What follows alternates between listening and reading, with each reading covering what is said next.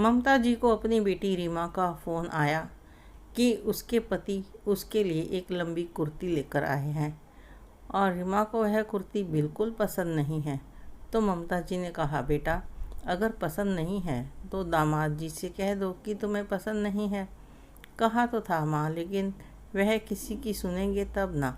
कहते हैं कि घर पर ही पहन लो। अब ऐसे कैसे कुछ भी पहन लूँ? ना तो मुझे उसका रंग पसंद है ना डिज़ाइन पसंद है, और बोलते हैं कि घर पर पहन लो, वापस नहीं करेंगे। मेरी समझ में नहीं आ रहा कि मैं क्या करूं। रहने दे बेटा, दामाद जी से बोलकर उसको वापस कर दे। जब पसंद ही नहीं है तो घर पर भी क्यों पहनना। सुन बेटा, मेरे फ़ोन में बैटरी कम है तो मैं चार्ज करके दोबारा से बात करती हूँ। इतना कहकर ममता जी ने फ़ोन रख दिया। ममता जी ने फ़ोन चार्ज पर लगाया और पीछे मुड़ी तो उनकी बहू नेहा फ़ोन लेकर खड़ी थी। मम्मी जी देखिए तो रीमा दी ने मुझे अपनी कुर्ती का फ़ोटो भेजा है।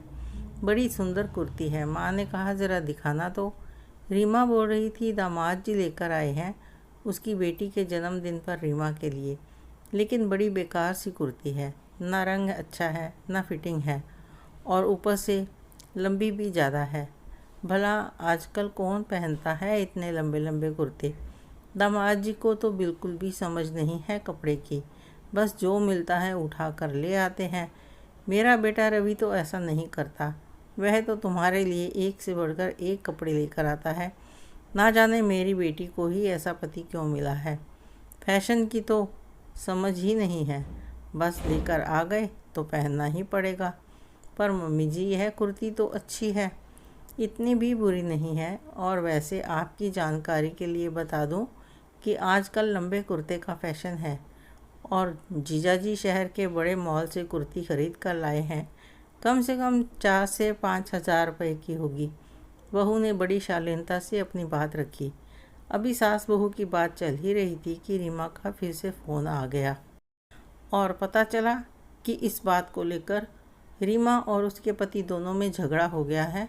बस फिर क्या था।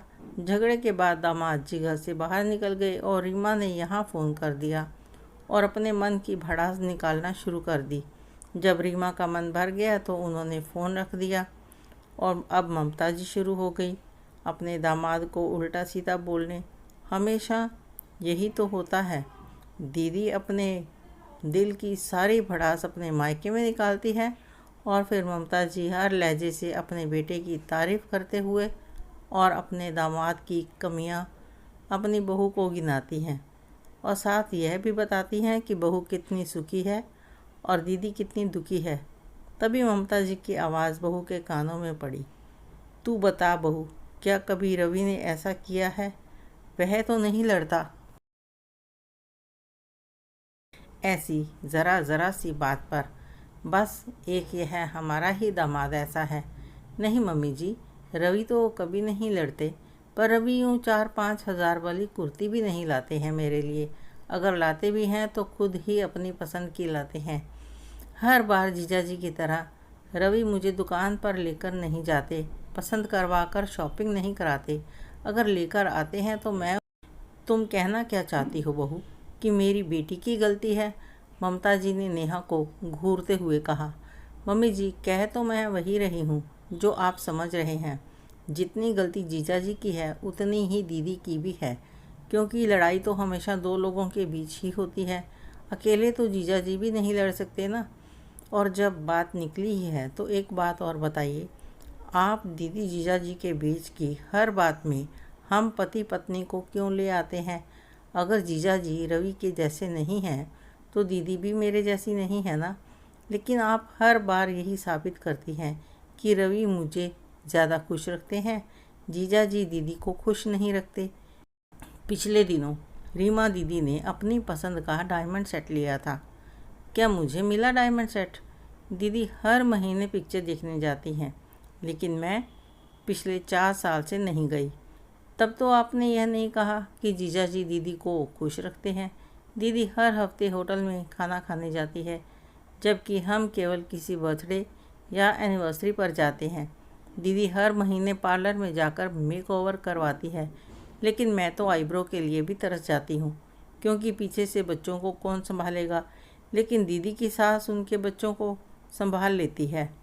मम्मी जी, मैं आपको अपनी परेशानियां और दीदी की खुशियां नहीं गिनवा रही हूँ।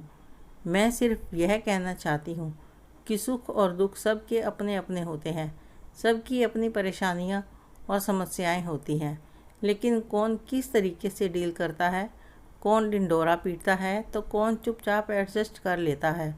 बात सिर्फ इतनी सी है कि मैं जिस अवस्था में हूँ बहुत खुश हूँ। अच्छा लगता है जब रवि अपनी पसंद की ड्रेस लेकर आते हैं। अच्छा लगता है जब मैं 500 रुपये वाली ड्रेस में भी खुश हो जाती हूँ।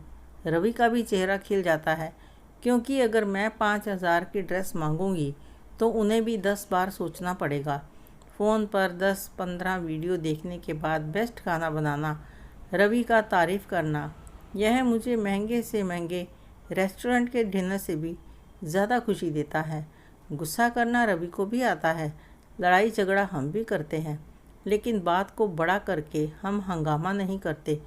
एक कहता है तो दूसरा सुनता है, और एडजस्टमेंट तो सभी को करनी पड़ती है।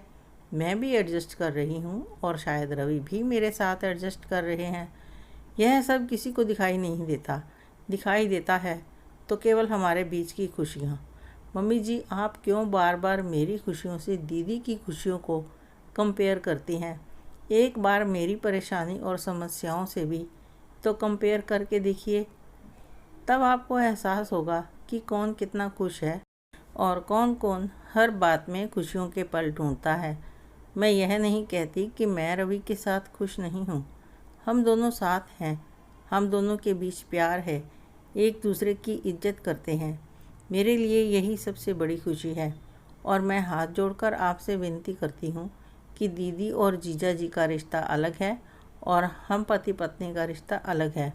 इसलिए मेहरबानी करके इस रिश्ते को तुलना के तराजू में मत तोलिए, और ना ही खुशियों और समस्याओं में कंपैरिजन वाली भावना रखिए, क्योंकि हम सब अलग हैं। सबकी सोच अलग है, व्यवहार अलग है, रहन सहन अलग है। ना मैं दीदी जैसी हूँ और ना ही जीजा जी रवि के जैसे हैं, इसलिए हमारा रिश्ता भी उनके जैसा नहीं हो सकता। कृपा करके आप इस बात को समझें।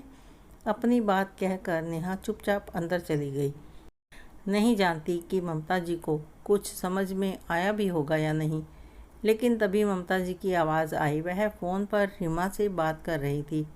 रीमा, अगर दामाद जी ड्रेस लेकर आए हैं तो अच्छा ही है ना, तुझे इधर उधर शोरूम में भटकने की ज़रूरत नहीं पड़ी। और वैसे भी बहू कह रही थी कि आजकल लंबी कुर्ती फिर से फैशन में आ गई है। अब गुस्सा छोड़ दे और यही ड्रेस पहन ले। अब इमरजेंसी में तुझे कहाँ अच्छी ड्रेस मिलेगी। और यह ज़रा सी बात पर तो लड़ाई झगड़ा मत किया कर, थोड़ी शांति रखना सीख। बहू को देख कैसे एडजस्ट कर लेती है, कोई बात मान ले और कोई बात मनवा ले। थोड़ा तू झुक जाया कर, थोड़ा दामाद जी झुक जाएंगे। ज़रा सी बात पर घर में लड़ाई झगड़ा होना सही नहीं है। बढ़ते बच्चों पर भी इन सब बातों का असर होता है, और परिवार में प्रेम, शांति, आपसी समझ, एक दूसरे के प्रति इज्जत होना बहुत ज़रूरी है। समझी? जा मना ले दामाद जी को, फिर गुड़िया के जन्मदिन की तैयारी भी तो करनी है। सासू माँ की बातें सुनकर नेहा के दिल को तसल्ली मिली कि शायद आज कंपटीशन की भावना आज ख़त्म हुई, और साथ ही साथ रीमा को भी कुछ सीखने को मिला। उम्मीद करती हूँ कि आगे से रीमा और जीजा जी में छोटी छोटी बातों को लेकर झगड़ा ना हो। क्या बेटी और बहू के बीच और बेटे और दामाद के बीच इस तरीके का कंपैरिजन करना सही है? आपको यह कहानी कैसी लगी कमेंट करके ज़रूर बताएं। कहानी अच्छी लगी हो तो लाइक करें, शेयर करें, सब्सक्राइब ज़रूर करें। धन्यवाद।